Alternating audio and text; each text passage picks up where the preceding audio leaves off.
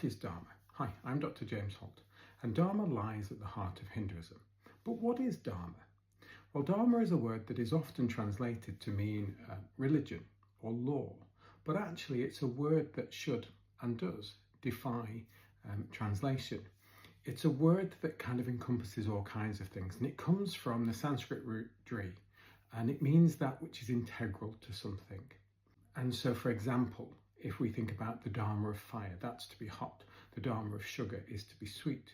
The Dharma of a lion is to be fierce. And so therefore, when we consider Dharma from a Hindu perspective, when it relates to humanity, it is that which is integral to a person, that which they are born to do, that which they are supposed to do. And so translating it as religion or law kind of negates some aspects of that. Is that which is integral to somebody. Now, within nature, humans stand separate because they are the people who can defy their dharma. They can choose whether to follow their dharma or not. Whereas, for example, a lion will just naturally be what it's supposed to be. And every living thing does that. And there's different types of dharma within Hinduism and the way that a Hindu will live their life.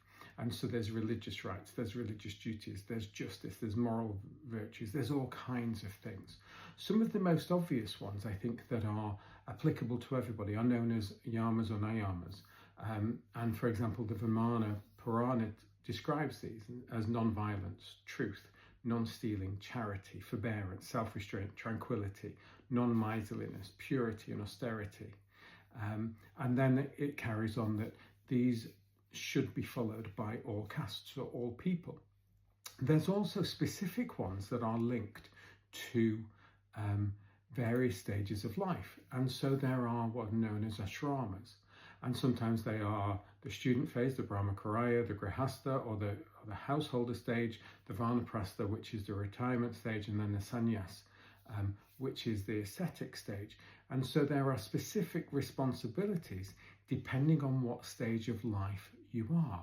And so therefore Hinduism is not just about, a religion that kind of separates certain aspects, but Dharma infuses every aspect of the way a Hindu lives. So it's not just the things that they do when they go to mandir or use a shrine within their home.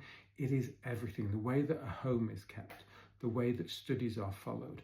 All of those things are manifestations or expressions of a Hindu's Dharma.